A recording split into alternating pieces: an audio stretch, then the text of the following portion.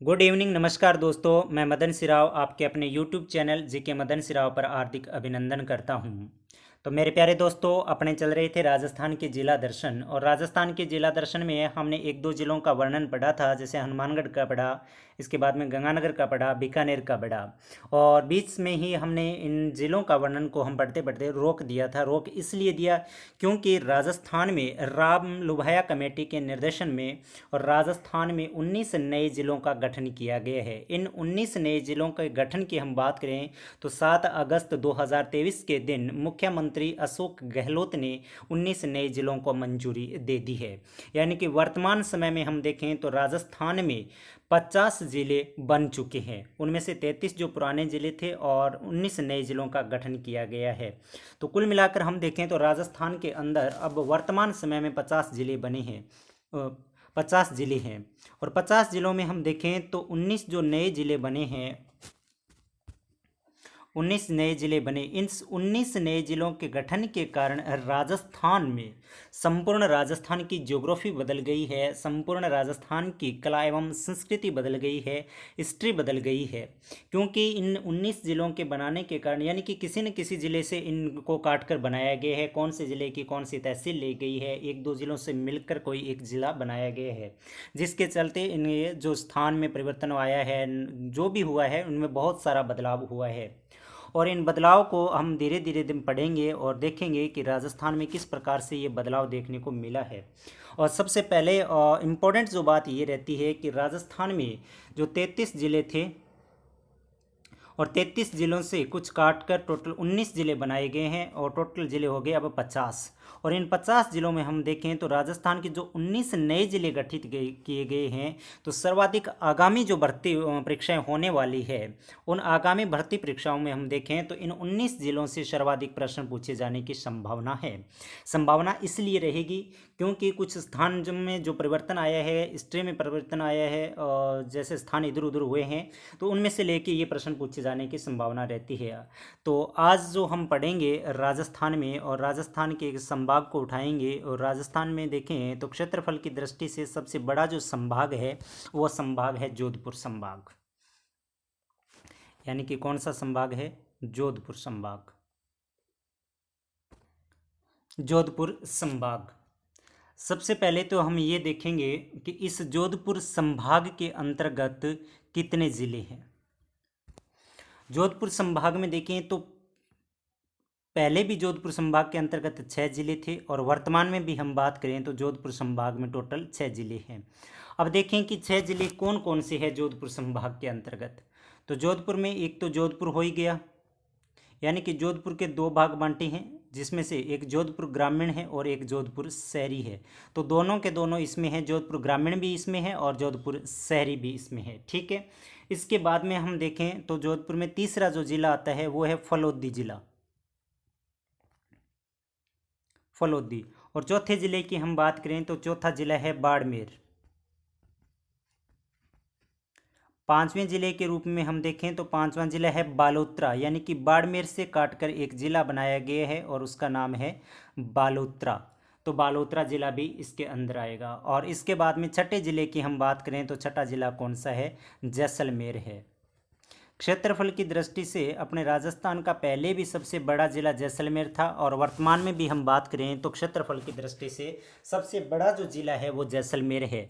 जैसलमेर जिला जोधपुर संभाग के अंतर्गत आता है। जोधपुर संभाग क्षेत्रफल की दृष्टि से पहले भी सबसे बड़ा संभाग था, और आज वर्तमान में भी देखें तो 19 नए जिलों के गठन के बाद में भी सबसे बड़ा जो जिला है और क्षेत्रफल की दृष्टि से बड़ा जो संभाग है वो जोधपुर संभाग है। और ज़िले की हम बात करें तो ज़िला अपना कौन सा रहेगा? जैसलमेर रहेगा। और इस जोधपुर संभाग के अंतर्गत एक नया जो ज़िला बनाया गया है, जो जोधपुर ज़िले से काट के बनाया गया है, मूल रूप से इसे 2 जिलों से काट के बनाया गया है, और वो नया ज़िला है अपना फलोदी। तो आइए जानते हैं हम फलोदी के बारे में। पहले तो इसका मैप देखेंगे और इसके बाद में देखेंगे इनकी विशेषताएं। तो आपको इस राजस्थान के मैप में फलोदी ज़िला नज़र आ रहा होगा। ये है अपना फलोदी। फलोदी। अब इस फलोदी को देखें तो फलोदी के अंतर्गत इस अधिसूचना में हम देखें तो फलौदी में एक तहसील जो जैसलमेर की एक तहसील है नोख तहसील, इस नोख को भी इस फलौदी में शामिल किया गया है, जबकि इस मैप के अंतर्गत नहीं दिखा रखा है।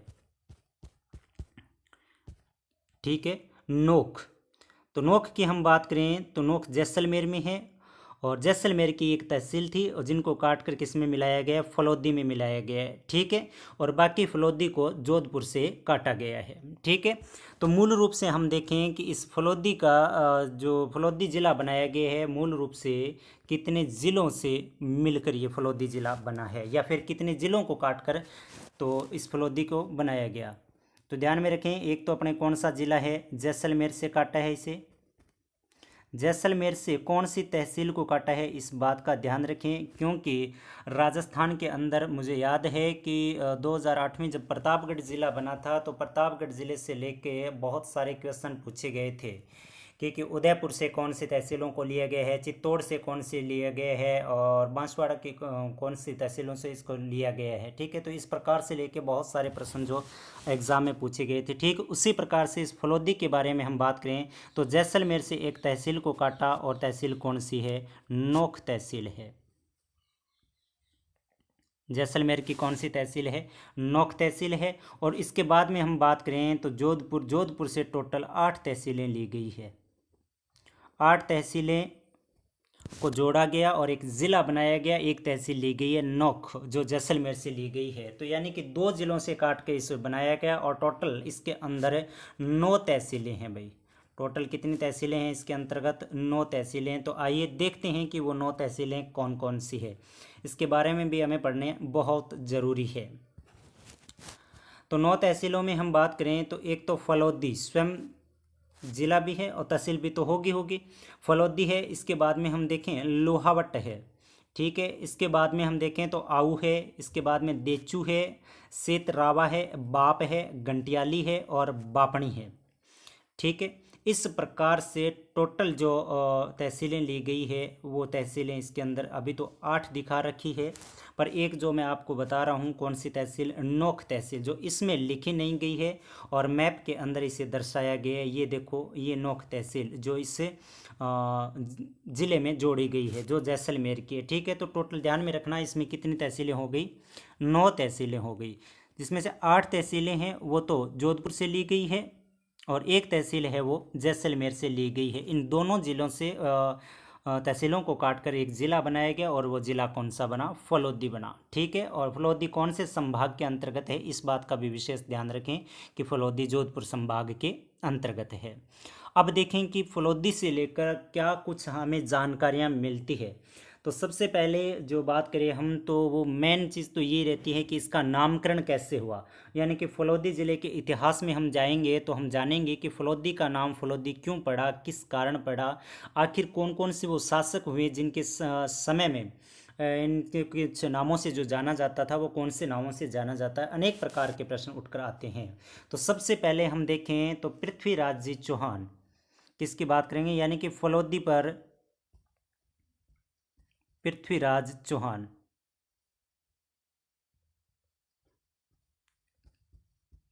पृथ्वीराज चौहान, और पृथ्वीराज चौहान का एक सामंत हुआ करता था जिसका नाम था कतिया पंवार। कतिया पंवार, पृथ्वीराज चौहान के सामंत कतिया पंवार जी का जो शासन था वो इस क्षेत्र में था, कौन से क्षेत्र में, फलौदी क्षेत्र में था। तो कतिया पंवार के समय, या फिर हम यूँ कहें कि पृथ्वीराज चौहान के समय इस फलौदी को विजयनगर के नाम से जाना जाता था।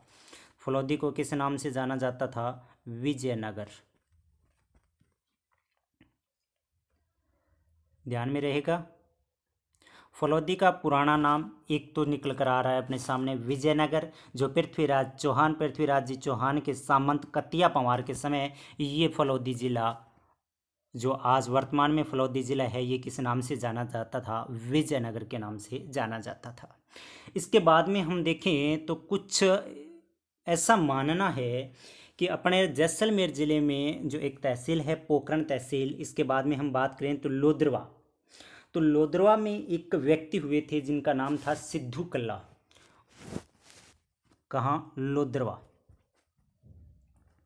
लोद्रवा जो जैसलमेर में है, लोद्रवा की एक प्रेम कहानी जो आपको कभी बताएंगे मुम्मल के बारे में, जो मुम्मल और महेंद्रा सिंह की एक जो प्रेम कहानी है, बहुत ही विचित्र कहानी है, इसको लेकर हम कभी जिक्र करेंगे।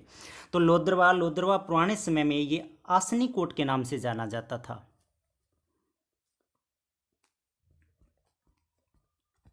लोद्रवा प्राचीन समय में आसनी कोट के नाम से जाना जाता था।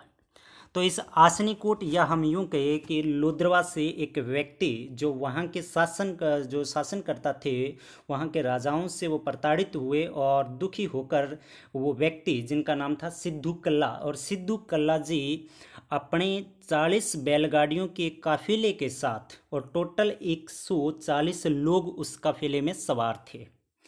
क्या पढ़ा कि लोद्रवा से एक व्यक्ति हुए थे सिद्धू जी कल्ला। सिद्धू जी कल्ला वहाँ के शासनकारियों से प्रताड़ित होकर, और सिद्धू जी कल्ला कुछ अपने लोगों को साथ में लेकर और 40 बैलगाड़ियों के काफिले के साथ रवाना हुए।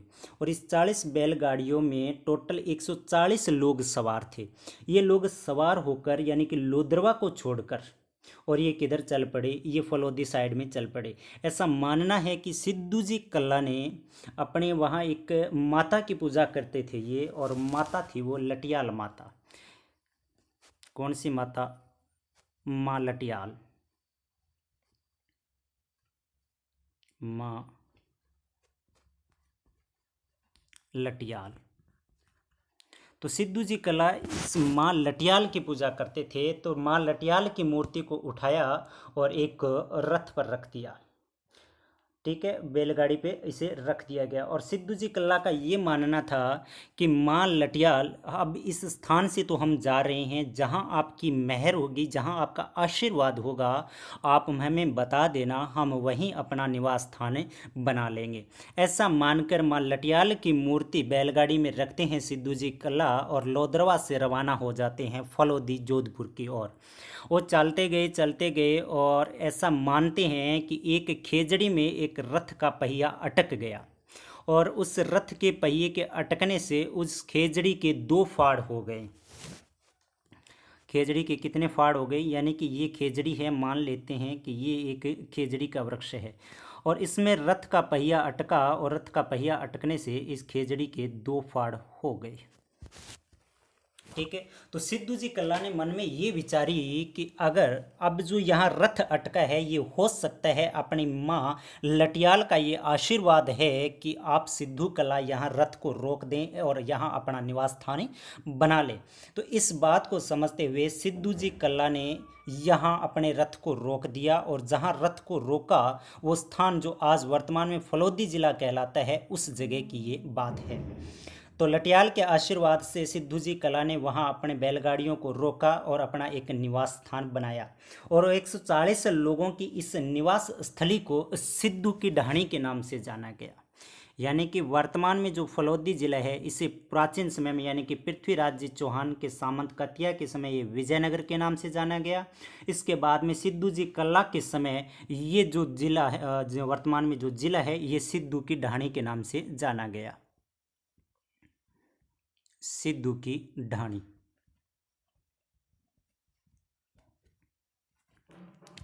ठीक है, इसके बाद में यहाँ ये लोग निवास करने लगे, और धीरे धीरे यहाँ रमने लगे। ठीक है, और इसके बाद में हम देखें तो इस 140 जो लोग सवार होके आए थे, जो लोद्रवा से यहाँ जैसे जोधपुर में आए थे, तो इन्हीं के साथ कुछ महिलाएं भी थी। और उन महिलाओं में हम बात करें तो एक महिला थी जिसका नाम था फला। एक महिला थी और उस महिला का नाम था फला। इस फला के पास कुछ पैसे थे, तो फला ने यहाँ एक बावड़ी बनवाई थी, और उस पर अपने अपने जेब से पैसे लगा के बनाई थी, और उस बावड़ी का नाम फला बावड़ी रखा गया। कौन सी बावड़ी? फला बावड़ी। किसने बनवाई? फला ने बनवाई थी।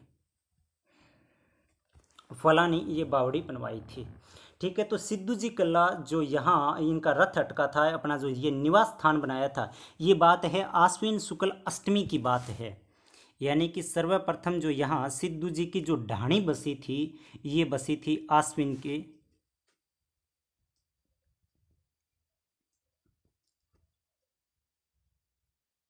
आश्विन शुक्ल अष्टमी के दिन। आश्विन शुक्ल अष्टमी के दिन, और विक्रम संवत की हम बात करें तो विक्रम संवत 1515, और ईस्वी सन में हम कन्वर्ट करेंगे तो ये आ जाएगा 1458।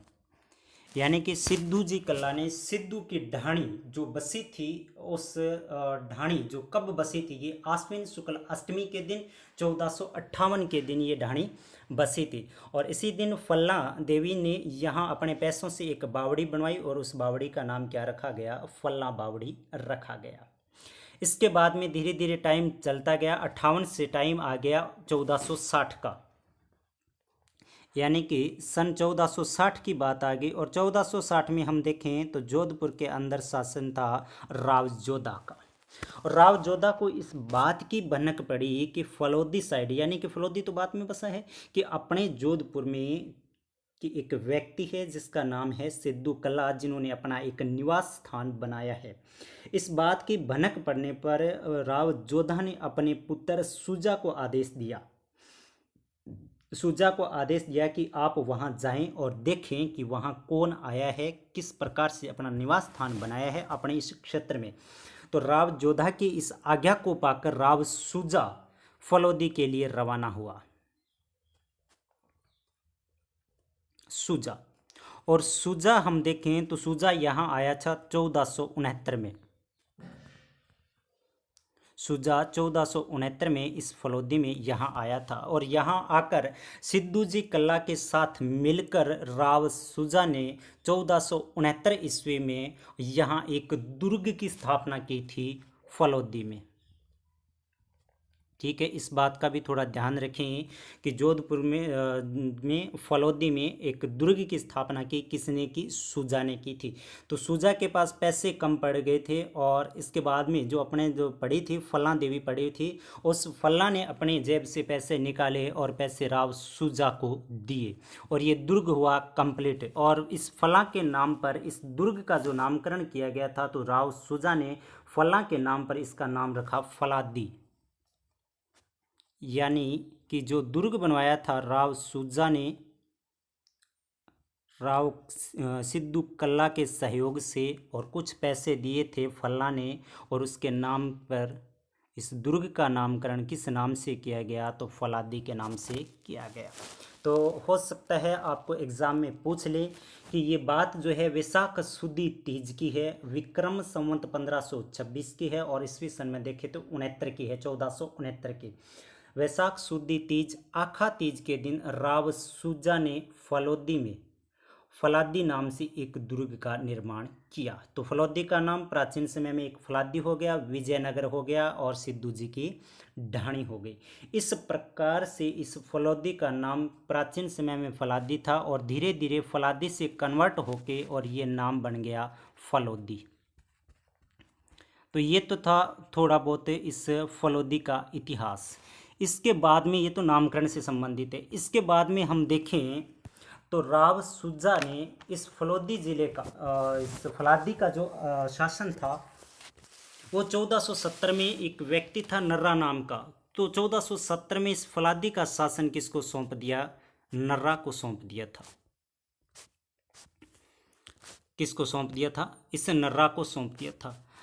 नर्रा की हम बात करें तो नर्रा का यहाँ इस फलादी में मन नहीं लगा, और ये लगभग 1470 में सौंपा था। 25 साल इन्होंने शासन किया था, बीच में एक दो शासक और आ गए थे, और लगभग हम देखें तो 1495 की बात आ गई। 1470 से चलकर बात कहाँ तक पहुँच गई, 1495 में आ गई। और 1495 में राव सुजा ने इस फलादी का एक नया शासक चुना, और उस शासक का नाम था राव हमीर। राव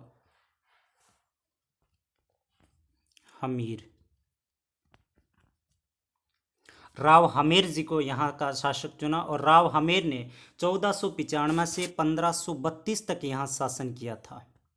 1495 से 1532 तक, यानी कि हम देखें तो टोटल इन्होंने 37 वर्षों तक यहाँ शासन किया था। बहुत लंबे समय तक इन्होंने शासन किया यहाँ की जनता के लिए, और इन्होंने बहुत ही अहम कार्य किए। इसलिए इस फलोदी का जो स्वर्ण युग कहलाता है, वो राव हमीर का जो युग रहा वो फलोदी का स्वर्ण युग रहा। इस बात का भी विशेष ध्यान रखें कि फलोदी का स्वर्ण युग किसके शासनकाल को कहा जाता है, तो किसके शासनकाल को कहा जाता है, राव हमीर के शासनकाल को स्वर्ण युग कहा जाता है। इसके बाद में कुछ ऐसा भी मानना है, कुछ जनश्रुतियाँ हैं, कुछ बातें निकल कर आ रही है कि राव सुजा की एक पत्नी हुई थी जिसका नाम था लखानी जी, जिसे राजदादी के नाम से भी जाना जाता था। सुजा की पत्नी जिसका नाम था राजदादी, राजदादी ये तो इसका उपनाम था, जिसे लखानी जी के नाम से भी जानते हैं, लखानी जी, लखानी जी।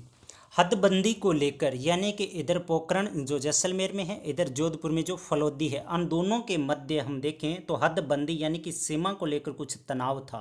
तो इस तनाव को दूर करने के लिए ये राजदादी लखानी जी ने अपने 2 घोड़े दौड़ाई, एक पोखरण से दौड़ाया और एक फलोदी से, आमने सामने दोनों को घोड़ों को दौड़ाया। जहां दोनों घोड़े आपस में टकराए, जिनके कंध टकराए, वहीं पर इन्होंने हदबंदी की यानी कि सीमा का निर्धारण किया। और आज वर्तमान में हम देखें तो वहाँ एक द्वार बना हुआ है जिसे घोड़ाकंदी के नाम से जाना जाता है। वर्तमान में ये फलोदी में है, ध्यान रखें, घोड़ाकंदी, ठीक है, ध्यान में रहेगा। जैसे यानी कि पोखरण से एक घोड़ा इस दिशा में दौड़ा और फलोदी से एक घोड़ा इस दिशा में दौड़ा, दोनों आमने सामने दौड़ रहे हैं। जहां इन दोनों घोड़ों का आपस में टकराव हुआ, ये जो टकराव हुआ, इनके जो आपस में कंध भिड़े, और इस कंधी के नाम पर ही यानी कि घोड़ों के कंध भिड़े, तो घोड़ा कंदी जो ये स्थान है जहाँ कंध भिड़े, वहाँ एक द्वार बनवाया गया। ये लोग एक द्वार बनवा देते हैं और ये द्वार ही बाद में किस नाम से जाना गया, घोड़ा कंदी के नाम से जाना गया। तो ये कौन से ज़िले में है, तो वर्तमान में ये फलोदी ज़िले में है। अब इस फलोदी की हम विस्तृत चर्चा करते हैं कि आज वर्तमान में इस फलोदी ज़िले से एग्ज़ाम की दृष्टि से देखें तो ये कैसे इम्पोर्टेंट है। तो मूल रूप से तो ये अपना जो फलोदी ज़िला है, और इस फलोदी ज़िले के बारे में हम देखें तो एक तो इसकी आकृति रहती है, आकृति विशेष वैसे कोई आकृति नहीं है इसकी, ठीक है, विशेष कोई आकृति नहीं है। तो मान लेते हैं कि इसकी आकृति है जो ऑस्ट्रेलिया के समान है, ठीक है। अब देखें तो इसका प्राचीन नाम की बात करें तो एक तो हो गया इसका विजयनगर हो गया, ठीक है, बहुत बढ़िया बात। इसके बाद में हम सिद्धू कल्ला की ढाणी भी पढ़ा था, और इसके नाम बाद में देखें तो इसका नाम फलादी भी है, ठीक है, नहीं, फलादी हो जाएगा। अब देखें कि इस ज़िले के उपनाम की हम बात करें तो उपनाम में इस ज़िले में से नमक तैयार किया जाता है, यानी फलोदी से, तो इसलिए इसे नमक नगरी भी कह सकते हैं हम, ये नमक नगरी भी है। राजस्थान में हम कुरंजा पक्षी की बात करें, जो एक विदेशी पक्षी है कुरंजा, जो एक विरह का प्रतीक माना जाता है कुरंजा। तो ये कुरंजा पक्षी है जो यहाँ अपने फलोदी में आते हैं, जोधपुर में आते हैं, और फलोदी जो आज ज़िला बन गया तो इसलिए इसे कुरंजा की आश्रय स्थली भी कह सकते हैं। कुरंजा की आश्रय स्थली किसे कहा जाता है, तो कुरंजा की आश्रय स्थली इस फलोदी ज़िले को कहा जाता है। कुरंजा यहाँ क्यों आते हैं, तो कुरंजा की हम बात करें तो ये एक घास होती है, अपने मोथ घास, ये मोथ घास खाने के लिए आती है, जिसका वैज्ञानिक नाम है मोचिया साइपर रोटंडस। इस बात का भी थोड़ा ध्यान में रख लेना, ठीक है, जिसे घोड़ा मोथ भी बोलते हैं, या फिर वैज्ञानिक नाम मोचिया साइपर रोटंडस। तो ये इस जिले के हो गए उपनाम। उपनाम में हम बात करें तो नमक नगरी हो गई, इसके बाद में आश्रम कुरंजा के आश्रय स्थली हो गई। प्राचीन नामों में हम देखें तो विजयनगर हो गई और फलादी हो गई, ठीक है। और इसके बाद में हम देखें कि इस ज़िले में नदियाँ, तो ज़िले की हम नदी की बात करें तो इसमें एक नदी है, और नदी की बात करें तो नदी है भैया नदी। कौन सी नदी है, इसमें भैया नदी है। इसके बाद में हम देखें ज़िले की प्रमुख झील, और झील की बात करें तो झील में इसमें एक तो झील आती है बाप झील, बाप झील है, और एक झील फलोदी झील है। एक बाप झील है, दूसरी कौन सी झील है, फलोदी झील है। दोनों की विशेषता ध्यान में रखना, दोनों के दोनों ये खारे पानी की झील है। दोनों का पानी कैसा है, खारा पानी है, तो इस बात का भी थोड़ा ध्यान रखें। इसके बाद में हम तालाब या बावड़ियों की बात करें तो इसमें 2 तालाब है, एक का नाम है तालाब, देखें तो रामसर तालाब है, रामसर, रामसर तालाब है। और दूसरे तालाब की हम बात करें तो रावरा तालाब है, रावरा तालाब।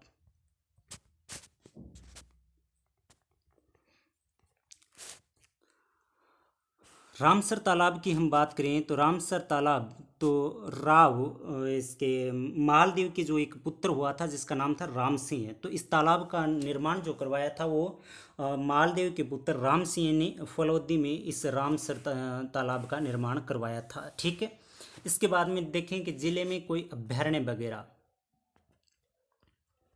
तो अभ्यारण्य की हम बात करें तो फलौदी जिले में एक अभ्यारण्य है, और अभ्यारण्य कौन सा है? खिंचन अभ्यारण्य है। खिंचन अभ्यारण्य जो आपने पढ़ लिया कि ये कौन से पक्षी कुरंजा के लिए विशेष माने जाते हैं, और कुरंजा यहाँ आते हैं, और यहाँ गोड़ामोत खाने के लिए ये कुरंजा पक्षी है जो अपने यहाँ आती है। ठीक है, इसके बाद में देखें हम इनके प्रमुख स्थलों की बात करें, यानी कि फलौदी के प्रमुख स्थल कौन कौन से हैं। तो प्रमुख स्थलों में तो एक तो खिंचन इंपॉर्टेंट रहेगा क्योंकि खिंचन में एक पक्षी अभ्यारण्य है, इस बात का ध्यान रखें।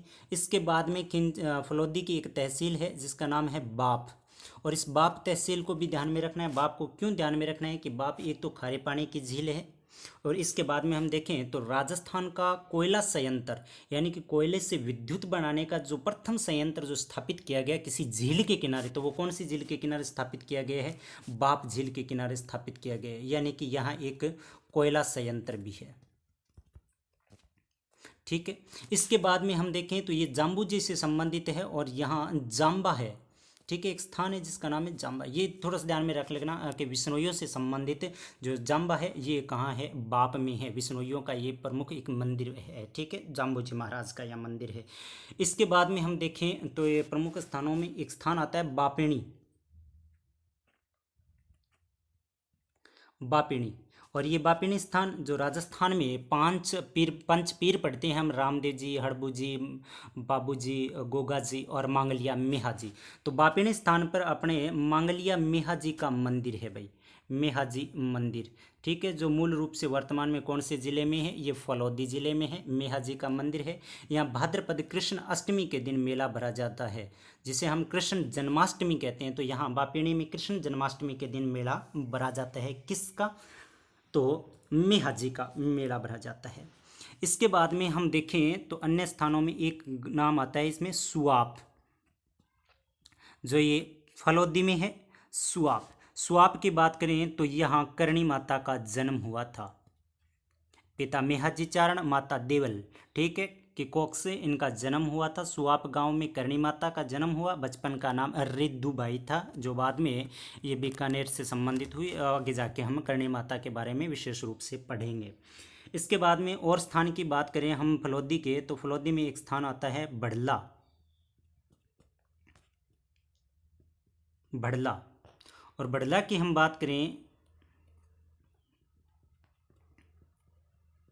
बढ़ला, बढ़ला की हम बात करें तो यहाँ विश्व का सबसे बड़ा सौर पार्क है भाई, विश्व का सबसे बड़ा सौर पार्क।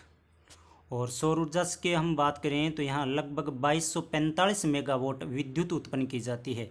ये विश्व का सबसे बड़ा सौर पार्क है। ठीक है, इसके बाद में हम ध्यान में रखेंगे एक स्थान और, बाणासुर, बाणासुर। सन 1962 में भारत और चीन के मध्य लड़ाई हुई थी, और इस लड़ाई में एक व्यक्ति शहीद हुए थे जिनका नाम था मेजर शैतान सिंह, मेजर शैतान सिंह। तो एग्ज़ाम में कई बार प्रश्न पूछा गया है, शायद हाल ही एग्ज़ामों में इनका संबंध रहा है कि मेजर शैतान सिंह का संबंध कौन से गांव से है। तो मेजर शैतान सिंह का संबंध बाणासुर गांव से है। 62 में इनकी मृत्यु हो गई थी, और 1963 में मरणोपरांत इन्हें परमवीर चक्र से नवाजा गया था। किसे? मेजर शैतान सिंह को। ठीक है, मेजर शैतान सिंह की स्टैचू जोधपुर में भी बनी हुई है, इस बात का थोड़ा ध्यान रखें। इसके बाद में हम देखें तो एक स्थान आता है जिसका नाम है देचू गाँव। और इस देचू की हम बात करें तो आपको पता होगा कि 1279 में 1279 में यहाँ पाबूजी महाराज और नागौर के जिंदराव खिंची, यानी कि ये दोनों आपस में रिलेशन में बहन और बहनोई, जीजा बहनोई थे, ठीक है नी। देचू गांव में पाबूजी महाराज और जिंदराव खिंची के मध्य आपस में लड़ाई हुई थी और इस लड़ाई में पाबूजी महाराज मृत्यु को प्राप्त हुए। तो इस प्रकार से हम कह सकते हैं कि देचू जो गांव है ये पाबूजी का मृत्यु स्थल है, ठीक है। इस बात का भी थोड़ा ध्यान रखें। इसके बाद में हम बात करें तो इस देचू गांव में एक मंदिर भी बना हुआ है, एक व्यक्ति और है भी है जिनका मंदिर है भगत सिंह महाराज का मंदिर, जिसे दादोसा या इसे हम बात करें भगत जी के नाम से भी जानते हैं। भगत सिंह जी का यह मंदिर है। हर माह की पूर्णिमा के दिन यहाँ मेला भरा जाता है। इसके बाद में हम बात करें तो फलोदी ज़िले से संबंधित फलोदी की प्रमुख हवेलियों के बारे में पढ़ेंगे। और हवेलियों में हम बात करें तो एक हवेली जो आती है वो हवेली है लालचंद टड्डा की हवेली, लालचंद टड्डा की हवेली है। इसके बाद में हम बात करें तो सांगीदास थानवी की हवेली है, सांगीदास थानवी की हवेली है। इसके बाद में हम बात करें तो फूलचंद गोलछा की हवेली है, फूलचंद गोलछा की हवेली है। और इसके बाद में मोतीलाल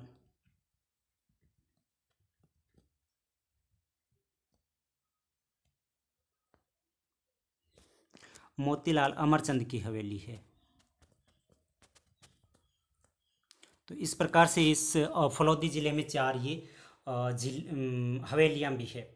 तो मेरे प्यारे दोस्तों, इस प्रकार से अपने फलोदी ज़िले का वर्णन पढ़ा है। आशा करता हूँ कि ये जानकारी अभी तक यूट्यूब पर किसी ने नहीं दी होगी आपको।